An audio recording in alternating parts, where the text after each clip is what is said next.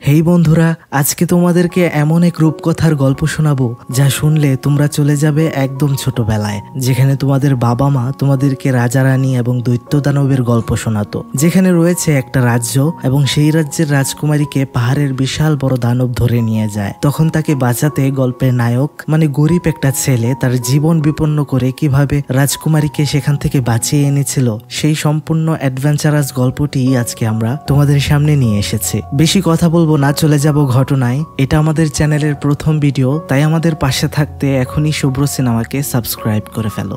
গল্পের শুরুতে আমাদেরকে দেখানো হয় এক বিশাল পাহাড়, আর বলা হয় সেখানে এক রাজা বাস করে পাহাড়ের, যেটা একটা বিশাল দানব।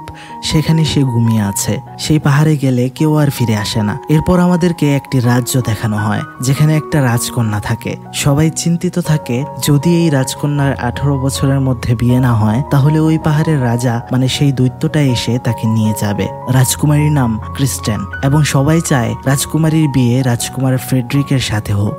কিন্তু ক্রিস্টেন ফ্রেডরিক্সকে একদমই পছন্দ করে না, বিয়ে করতে চায় না। কিন্তু রাজা সাহেব বলছিল আগামীকাল তোর 18 বছর পূর্ণ হবে আর তোকে ফ্রেডরিক্সকেই বিয়ে করতে হবে। যেহেতু ক্রিস্টিয়ান এই বিয়েতে রাজি নয়, তাই ক্রিস্টিয়ান বাড়ি থেকে পালিয়ে জঙ্গলে চলে যায়। জঙ্গলে গিয়ে সে একটা গরিব ছেলেকে সেখানে দেখতে পায়, যে কিনা খাবারের সন্ধানে জঙ্গলে এসেছে। তারপর ছেলেটি ক্রিস্টিয়ানের ঘোড়া দেখে ভয় পেয়ে পানিতে পড়ে যায়। ক্রিস্টিয়ান ওকে সাহায্য করে এবং জল থেকে ওঠায়। তারপর ছেলেটি ক্রিস্টিয়ানকে জিজ্ঞেস করে, তুমি কে? তোমাকে দেখে অনেক ক্ষুধার্ত লাগছে। আসলে ক্রিস্টিয়ান এতটাই ক্ষুধার্ত ছিল যে সে ছেলেটির যত খাবার ছিল সব খেয়ে নেয়। এটা দেখে ছেলেটিও অনেক অবাক হয়ে যায়। তারপর কিছু না বলে চলে যায়। যাওয়ার আগে ছেলেটি তার নাম বলে স্পেন। ক্রিস্টিয়ান তাকে শুধু ধন্যবাদ দিয়েই চলে যায়। তারপর যখন ছেলেটি তার বাসায় ফিরে যায় তখন তার বাবা তার কাছে খাবার নিতে আসলো, কিন্তু ছেলেটির কাছে শুধু একটা আপেলেই বেঁচে ছিল। এটা দেখে তার বাবা প্রচন্ড রেগে যায় এবং তার দুই ভাইকে খাবার সংগ্রহ করার জন্য পাঠিয়ে দেয়। রাতে যখন স্পেন বাড়িতে একা থাকে তখন তার মনে হচ্ছিল যে কোনো দানব এখানে এসেছে, তাই সে আগুন জ্বালিয়ে নাড়িয়ে দেখতে থাকে, তার ভয় কাটাতে থাকে। সেখান থেকে একটা আগুনের ফুলকা ছিটে গিয়ে সারা বাড়িতে আগুন লেগে যায়। স্পেন কোনো রকমে বাহিরে বের হয়ে আসে এবং বেঁচে যায়। অন্যদিকে আমরা দেখতে পারি রাতের বেলা ক্রিস্টিয়ান জঙ্গলে ঘুরে বেড়াচ্ছে। তখনই একটা ভয়ঙ্কর আওয়াজ ভেসে আসে, যেটা শুনে ক্রিস্টিয়ান ভয় পায়। ক্রিস্টিয়ানের ঘোড়াও প্রচন্ড ভয় পেয়ে যায় আর ক্রিস্টিয়ানকে ফেলে ওখান থেকে চলে যায়। তারপর একটা বিশাল দানব এসে ক্রিস্টিয়ানকে আক্রমণ করে এবং তুলে সাথে নিয়ে যায়। অন্যদিকে স্পেনের বাবা আর ভাইয়েরা এসে দেখে ঘরবাড়ি পুড়ে সব ছারখার। স্পেন বলে যে এসব শুধুমাত্র একটা দানবের কারণে হয়েছে, মানে মিথ্যা বলে, কারণ যদি সত্যি বলে তাহলে তো সবাই মিলে তাকে ধরবে। যাই হোক, এরপর রাজপুত্র ফ্রেডরিক তার সাথীদের নিয়ে ক্রিস্টিয়ানকে খুঁজতে খুঁজতে জঙ্গলে স্পেনদের বাড়িতে চলে আসে এবং তাদের সবাইকে জিজ্ঞেস করে যে ক্রিস্টিয়ানকে দেখতে পেয়েছে কিনা। সবাই অস্বীকার করে আর স্পেন কিছুটা ভয় পেয়ে যায়। এটা দেখে ফ্রেডরিক্স স্পেনকে আলাদাভাবে জিজ্ঞেস করে এবং গলায় তলোয়ার ধরে মেরে ফেলার জন্য হুমকিও দেয়। তখন স্পেনের বাবা বলে ওঠে ও মাঝে মধ্যেই দানবের ভয়ে একটু আতঙ্কিত হয়ে থাকে, সে একটু ডরুক টাইপের, আর সে জানে না ক্রিস্টিয়ান কোথায় আছে। তখন ফ্রেডরিক্স হাসতে থাকে আর বলে যে আগের দিনের গল্প কাহিনী তুমি এখানে নিয়ে এসেছো, তুমি এখনো এসব দেখে ভয় পাও?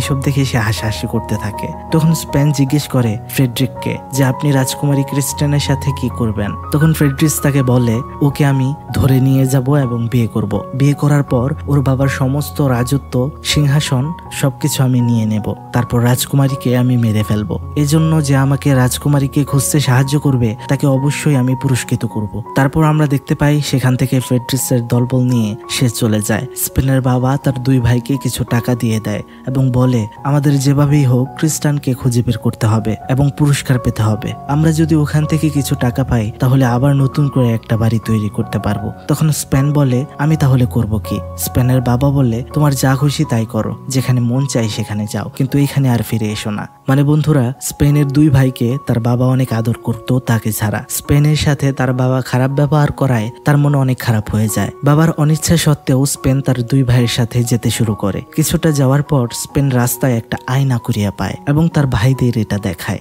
এবং আয়নাটা স্পেন নিজের কাছেই রেখে দেয়। তারপর হাঁটতে হাঁটতে কিছু দূর যাওয়ার পর তিনজনে একটা বুড়ির কান্নার আওয়াজ শুনতে পায়, কে যেন সাহায্য চাইছে। কিন্তু এই আওয়াজকে গুরুত্ব না দিয়ে স্পেনের দুই ভাই সামনে হাঁটতে থাকে, কিন্তু স্পেন ওই আওয়াজটার পেছনে চলতে শুরু করে এবং গিয়ে দেখে ওখানে সামনে একটা মস্ত বড় ডাইনি, যার অনেক লম্বা নাক, চুল এবং সে একটা কাঠের মধ্যে আটকে আছে। স্পেন তাকে সাহায্য করে। তারপর ডাইনি তাকে জিজ্ঞেস করে, তুমি এখানে কি করতে এসেছো? স্পেন বলে যে আমি এখানে রাজকন্যা ক্রিস্টানকে খুঁজতে এসেছি, আপনি কি ওকে দেখেছেন? তারপর ডাইনি বলে, হ্যাঁ আমি ওকে দেখেছি, ওকে তো পাহাড়ের রাজা মানে বিশাল সেই দানবটা উঠিয়ে নিয়ে গিয়েছে। তারপর স্পেন বলে, আমি ওখানে যাব এবং রাজকন্যাকে নিয়ে আসব, কিন্তু আমি ওখানে কিভাবে যাব? আমি তো রাস্তাই চিনি না, আমাকে রাস্তা বলে দিন। ডাইনি বলে, তুমি ওখানে যেতে পারবে না এবং রাজকন্যাকেও বাঁচাতে পারবে না, কারণ এই কাজটা খুবই কঠিন। তুমি যদি রাজকন্যাকে বাঁচাতে চাও তাহলে তোমার একটা জাদুকরি তলোয়ার লাগবে, আর ওই তলোয়ারটা একটা নদীর নিচে লুকানো আছে। স্পেন বলল, আমি কোথায় পাবো ওই নদী? তারপর সেই ডাইনি একটা জাদুকরি মানচিত্র দেয় তাকে, বলে এই পথ দিয়ে গেলে তুমি অবশ্যই সেই নদীটা পাবে। এদিকে আমরা দেখতে পারি যে একজন লোক প্রাসাদে এসে রাজাকে বলল যে রাজকন্যাকে কোনো এক দানব উঠিয়ে নিয়ে গিয়েছে। এটা শুনে রাজা রানী অনেক চিন্তিত হয়ে যায়। এরপর আমরা দেখতে পাই স্পেনের দুই ভাইকে, তারা হাঁটতে হাঁটতে হঠাৎ দেখে একটা ঝুড়িতে কিছু সোনালী আপেল রয়েছে। তারা দুজনেই ফলগুলো একটা একটা করে নিতে থাকে এবং খেতে শুরু করে, কারণ তারা খুবই ক্ষুধার্ত ছিল। তারপর ওখানে কিছু সুন্দরী মেয়েরা আসে এবং তারা কথায় বুলিয়ে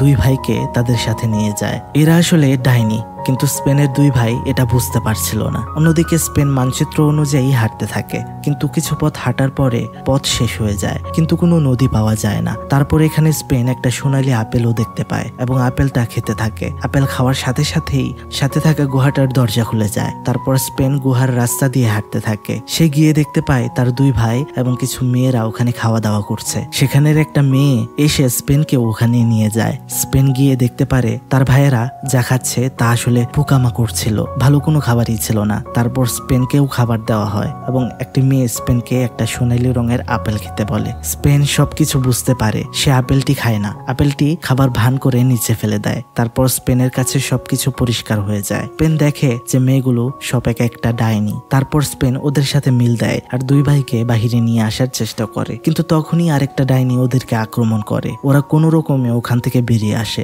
রাস্তায় আসার সময় স্পেন তার ভাইদেরকে বলে, যেরকম এই ডাইনিরা এখানে আছে তেমন এই জঙ্গলে বিশাল একটা দানবও আছে, আর এটা গল্প নয়, একদম সত্যি। ওই দানবটা শুধু রাতের বেলাতেই বের হয়, কারণ সে যদি দিনের বেলাতে দিনের আলো তার শরীরে পড়ে তাহলে সে পাথর হয়ে যাবে। অন্যদিকে আমরা দেখতে পারি রাজকুমারী ক্রিস্টিয়ানকে, মানে তাকে একটা গুহার ভেতরে আটকে রাখা হয়েছে এবং দানব ওকে গুহাতে হাত বাড়িয়ে কিছু হাড় খেতে দিচ্ছে। ক্রিস্টিয়ান হাড়গুলো খাওয়ার ভান করছে এবং বলছে যে হাড়গুলো খুবই সুস্বাদু এবং মজাদার। এদিকে স্পেন ও তার ভাইয়েরা মানচিত্র দিকে এগিয়ে যেতে যেতে একটা হোটেলে পৌঁছে যায়। ওখানে ফ্রেডরিক এবং তার বন্ধুরাও ছিল। তারপর হোটেলে স্পেন মানচিত্রটা দেখিয়ে পথ জানতে চায়। তখন সেখানে ফ্রেডরিক্সের বন্ধু স্পেন আর তার ভাইকে দেখে নেয়। তখনই সেখানে ফ্রেডরিক্স আসে আর স্পেনের কাছে মানচিত্রটা চায় এবং বলে যে আমাকে এটা দিয়ে দাও, আমি তোমাদেরকে কিছু টাকা দিয়ে দেব। স্পেনের ভাইরা তখন বলে যে মানচিত্রটা তুমি দিয়ে দাও তাকে, টাকাটা আমাদের প্রাপ্য। কিন্তু স্পেন মানচিত্রটা দিতে অস্বীকার করে, যার জন্য ফ্রেডরিক্স অনেক রাগান্বিত হয়ে যায়। এদিকে স্পেন করে কি টেবিলে রাখা খাবার ফ্রেডরিক্সের মুখে মেরে দেয়। তারপর স্পেন এবং তার ভাইয়েরা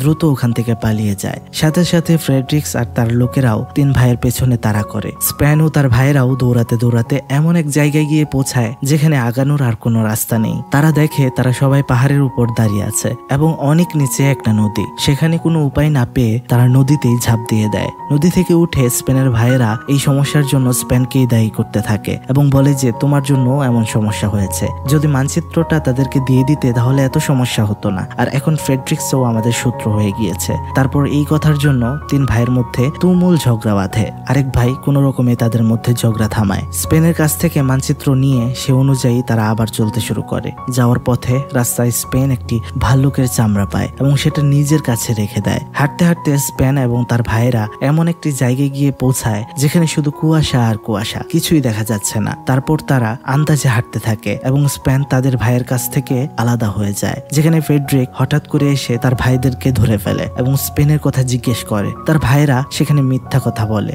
যে তার ভাই মারা গেছে। এখন মানচিত্র ফ্রেডরিকের হাতে চলে গিয়েছে। অন্যদিকে আমরা দেখতে পারি স্পেন অবশেষে নদীটি খুঁজে পায় এবং নদীর নিচে ডুব দিয়ে গিয়ে সাবধানে তলোয়ারটি তুলে নিয়ে আসে। তলোয়ার নিয়ে আসার সময় সে দেখতে পায় তার ভাইয়েরা ফেডরিকের কাছে বন্দী। তারপর তার সাথে থাকা ভাল্লুকের চামড়াটা গায়ে দিয়ে স্পেন ফেডরিক্স আর তার সাথীদের ভয় দেখাতে থাকে। সবাই ভয় পেয়ে যায়, কিন্তু ভাল্লুকের চামড়ার ভেতর দিয়ে স্পেন ভালোভাবে দেখতে পারছিল না। হঠাৎ করে সে একটা কিছুর মধ্যে ধাক্কা লেগে পড়ে যায় এবং সাথে সাথে ভাল্লুকের চামড়াটা শরীর থেকেও খুলে যায়। তারপর সবাই দেখতে পায় যে স্পেন এখনো আসলে বেঁচে আছে। তার ভাইয়েরা মিথ্যা বলছিল, সে জাদুকরি তলোয়ারটাও পেয়েছে। ফেডরিক্স জানে যে স্পেনই একমাত্র মানুষ যে কিনা দানবের হাত থেকে ক্রিস্টিয়ানকে বাঁচাতে পারে। তারপর স্পেনকে সে বলে, তুমি আমাকে পাহাড়ে যাওয়ার পথ দেখিয়ে দাও। তখন স্পেন বলে, তুমি ক্রিস্টিয়ানকে বাঁচিয়ে কি করবে? তখন ফেডরিক বলে যে আমি তো তোকে আগেই বলেছি যে আমি ক্রিস্টিয়ানের বাবার রাজ্য চাই, তারপর আমি ক্রিস্টিয়ানকে মেরে ফেলবো। রাতে খাওয়া দাওয়ার সময় হঠাৎ করে এক আজব শব্দ শোনা যায়। সে ভয়ে ফেডরিক এবং তার বন্ধুরা দৌড়াতে থাকে। স্পেন ও তার ভাইয়েরা পালিয়ে যেতে চায়। তখনই মাউন্টেন কিং মানে সেই দৈত্যটা ফেডরিক্সের এক বন্ধুকে খেয়ে ফেলে। এটা দেখে ফেডরিক্স আর স্পেন তার ভাইয়েরা খুবই ভয় পেয়ে যায় আর একটা গুহায় ঢুকে পড়ে যেন তারা দানবের হাত থেকে বাঁচতে পারে। কিন্তু সেখান থেকে ফেডরিক্স এবং স্পেনের এক ভাইকে দানব ধরে নিয়ে যায় এবং তাদের সেই গুহাতে রেখে দেয় যে গুহাতে ক্রিস্টিয়ান মানে রাজকুমারীকে রাখা হয়েছে। এখানে এসে ফেডরিক্স খুবই ভয় পেয়ে যায় এবং ক্রিস্টিয়ানকে দেখে ফেলে। তারপর সে রাজকুমারীকে বলে যে আমি তো তোমাকে এখান থেকে বাঁচিয়ে নিয়ে যেতে এসেছি। তখনই স্পেনের ভাই ক্রিস্টিয়ানকে সব সত্যি কথা বলে দেয় যে এখানে ফেডরিক্স তোমাকে বাঁচাতে আসেনি, ফেডরিক্স তোমার সিংহাসন চায় এবং তোমাকে বিয়ের পর সে মেরে ফেলবে। একথা শুনে ক্রিস্টিয়ান খুবই রেগে যায় এবং একটা হাড় দিয়ে ফেডরিক্সের মাথায় আঘাত করে। তারপর ফেডরিক্স পড়ে যায়, অজ্ঞান হয়ে যায়। এখন ক্রিস্টিয়ান স্পেনের ভাইকে জিজ্ঞেস করে তুমি কে? তারপর সে বলে যে আমি স্পেনের ভাই। এটা শুনে ক্রিস্টিয়ান খুবই খুশি হয়ে যায় এবং বলে স্পেনকে আমাদেরকে বাঁচিয়ে নিতে আসবে। তখন স্পেনের ভাই ক্রিস্টিয়ানকে বলে যে তুমি কোনো চিন্তা করো না, স্পেন অবশ্যই আমাদেরকে এখান থেকে মুক্ত করে নিয়ে যাবে। এরপর আমরা দেখতে পাই স্পেন কিছু জোনাকি পোকা একটা কাচের বোতলে বন্দী করে নেয় যাতে তারা রাতে এটা আলো হিসেবে ব্যবহার করতে পারে। তারপরে হাঁটতে হাঁটতে তারা দানবের গুহায় চলে যায় এবং গুহার ভেতরে হাঁটতে থাকে। হঠাৎ করে স্পেন একটা গর্তে পড়ে যায়, কিন্তু সেই জাদুকরি তলোয়ারের কারণে সে ভেতরে পড়ে না, ঝুলে থাকে। সে নিচের দিকে তাকিয়ে দেখে যে ওখানে ক্রিস্টিয়ান এবং তার ভাই আছে। সাথে সাথে স্পেন একটা দড়ি দিয়ে ওদেরকে উঠিয়ে নেয়। তারপর সবাই আবার একসাথে হয়ে যায়। এখন তারা এই গুহা থেকে বের হওয়ার রাস্তা খুঁজতে থাকে। হঠাৎই তাদের সামনে দেখতে পায় যে ওই দানবটা ঘুমিয়ে রয়েছে। তখন তারা দানবকে না জাগিয়ে দানবের লেজের উপর দিয়ে লাফিয়ে চলে যেতে শুরু করে, কিন্তু ফেডরিক্স লাফ দিতে গিয়ে দানবের উপরেই পড়ে যায় এবং দানব সাথে সাথেই জেগে যায়। তারা কোনো রকমে গুহা থেকে বের হয়ে যায় এবং পাহাড়ের সব থেকে উঁচু জায়গাতে চলে যায়। তারা মনে করে যে দানব তাদেরকে আর ধরতে পারবে না, কিন্তু আমরা দেখতে পাচ্ছিলাম তাদের পেছনেই দানব চলে আসে। তখন স্পেন জাদুকরি তলোয়ার দিয়ে দানবকে আঘাত করে, কিন্তু দানব তার হাত দিয়ে তলোয়ারটা ছুঁড়ে ফেলে দেয় পেছন দিকে। সবাই দানবের সাথে যুদ্ধ করে, কিন্তু কোনো লাভ হয় না। এদিকে দানব সবাইকে খাওয়ার জন্য এগিয়ে আসে। এতক্ষণে এখানে সকাল হতে শুরু করেছে। এখন দানবকে মারার জন্য এটাই হচ্ছে বেস্ট সময়। স্পেন তার ব্যাগ থেকে সেই আয়নাটা বের করে যেটা সে কুড়িয়ে পেয়েছিল। স্পেন তখন সেই আয়নাটা সূর্যের সাথে প্রতিফলন ঘটিয়ে দানবের দিকে ধরতেই সেই দানবটা আমরা দেখতে পারি পাথরে রূপান্তরিত হয় এবং সেটা তখনই নিচে পড়ে ভেঙে চুরমার হয়ে যায়। এদিকে দেখা যায় ফেডরিক্সের সামনে সেই নাকলম্বা ভয়ঙ্কর ডাইনিটা আসে। ফেডরিক্স ওই ডাইনির কাছ থেকে বাড়ি ফেরার পথ জিজ্ঞেস করে, কিন্তু ডাইনি তাকে ভুল পথ দেখিয়ে দেয়, কারণ ডাইনির সাথে ফেডরিক্স খারাপ ব্যবহার করেছিল। এদিকে আমরা দেখতে পারি যে স্পেন ক্রিস্টিয়ানকে নিয়ে প্রাসাদে ফিরে আসে, যেখানে রাজা ও রানী ক্রিস্টিয়ানের জন্য খুব মন খারাপ করেছিল। এই মুহূর্তে ক্রিস্টিয়ানকে দেখে রাজা রানী খুবই খুশি হয়ে যায় এবং স্পেন ও তার ভাইদেরকে ধন্যবাদ জানায়। তাদের সাহসিকতা এবং আত্মত্যাগের প্রশংসা করে এবং তাদেরকে অন্তর থেকে ধন্যবাদ জানায়, কারণ তারা তাদের নিজেদের জীবন বাজি রেখে তাদের মেয়েকে বাঁচিয়েছে। তারপর স্পেন এবং তার দুই ভাই বাড়িতে চলে আসে আর বাড়িতে এসে স্পেন তার বাবাকে রাজার দেওয়া পুরস্কার সহ সবকিছু দেয়। তার বাবা তাদের এই সাহসিকতা দেখে খুবই আনন্দ পায় এবং খুশি হয়। স্পেনের বাবা তার কাছে ক্ষমা চেয়ে নেয় খারাপ ব্যবহারের জন্য। এরপরে আমরা দেখতে পারি তারা সবাই মিলে এই পুরস্কারের টাকা দিয়ে আবারও ঘর তৈরি করে। এমন সময় ক্রিস্টিয়ান সেখানে চলে আসে স্পেনের কাছে। এখানে এসে স্পেনকে নিয়ে তারা আবারও জঙ্গলে ঘুরতে চলে যায়। তারা ওখানে খুব ভালো সময় কাটায়। এদিকে ডাইনির দেখানো ভুল পথে এসে খুব সমস্যায় পড়েছে ফেডরিক্স এবং সে জঙ্গলে হারিয়ে গিয়েছে। কোনো উপায় না পেয়ে একটা জায়গায় বসে পড়ে এবং ভাবতে থাকে। তখন ফেডরিক্সের কাছে একটা গোল্ডেন কালারের আপেল চলে আসে। সে কিছু না ভেবে আপেলটা খেয়ে নেয় এবং তার সাথে সাথে কিছু মেয়ে তার সামনে চলে আসে, যারা তো আসলে ডাইনি, মানুষ না। তারা ফেডরিক্সকে তার সাথে নিয়ে যায় এবং এখানেই এই রোমাঞ্চকর এবং অ্যাডভেঞ্চারাস রূপকথার গল্পটি শেষ হয়ে যায়। আশা করছি ঘটনাটি তোমাদের ভালো লেগেছে। ভালো লাগলে লাগলে চ্যানেলটি সাবস্ক্রাইব করে দিও এবং বেশি বেশি সাপোর্ট করো। দেখা হচ্ছে নেক্সট ভিডিওতে। আল্লাহ হাফেজ।